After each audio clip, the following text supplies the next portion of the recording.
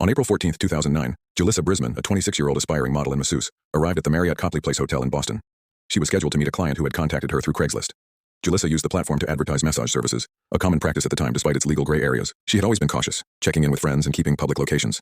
But that night, everything would go wrong. At 10 p.m., loud noises, yelling, and a loud bang were heard by nearby hotel guests. Moments later, Julissa was found bleeding in the hallway, having been bludgeoned and shot. She died shortly after arriving at the hospital. Her purse was missing, but other valuables remained, suggesting this wasn't a simple robbery. Boston police had just begun investigating a similar incident 5 days earlier, on April 10th. A woman advertising similar services had been tied up and robbed at another hotel by a man posing as a client from Craigslist. She survived. Another near-identical attack occurred just days after Julissa's murder in Rhode Island, but the suspect fled before completing the robbery. Investigators quickly realized they had a serial attacker targeting women through Craigslist under the guise of booking erotic services. The media exploded with the case, and the press quickly dubbed the suspect the Craigslist killer. Detectives had one key clue. The killer used Craigslist and email to communicate with the victims. With the help of IP tracking, police traced the emails used to schedule the meetings to a very surprising source: a student at Boston University School of Medicine, Philip Markoff. The suspect didn't match the typical image of a violent predator. He was 23 years old, handsome, and engaged to be married to his college sweetheart, Megan McAllister. He came from a good family, had no criminal record, and was pursuing a career as a doctor. But beneath the polished image, Markoff was living a disturbing double life.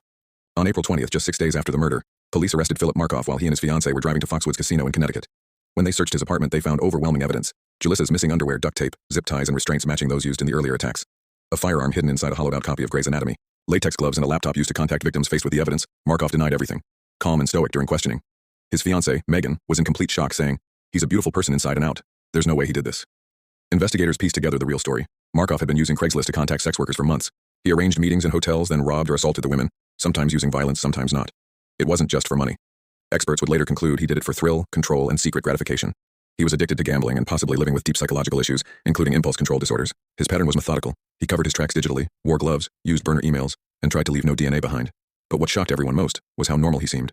He lived with his fiancée, was planning a wedding, and attending classes daily, while secretly planning assaults and a murder.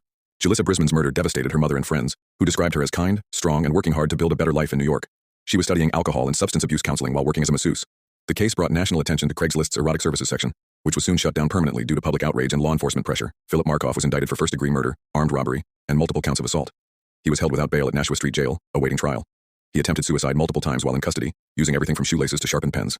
On August 15, 2010, the one-year anniversary of his broken engagement, Markoff died by suicide in his cell. He slashed arteries in his legs and neck using a razor blade and stuffed toilet paper into his mouth to silence himself. He was 24 years old. A Bible was found open beside him. The murder of Julissa Brisman and the case of the so-called Craigslist killer caused a seismic shift in public perception of online safety. Craigslist quickly shut down its adult services section, and many platforms began implementing stricter identity verification and moderation policies. The Brisman family later advocated for stronger laws protecting women who engage in sex work, whether legal or not, as they remain especially vulnerable to predators hiding behind screens. Julissa's mother, Carmen, said in an interview, "He didn't just take her life, he stole her future. She had plans, she had dreams.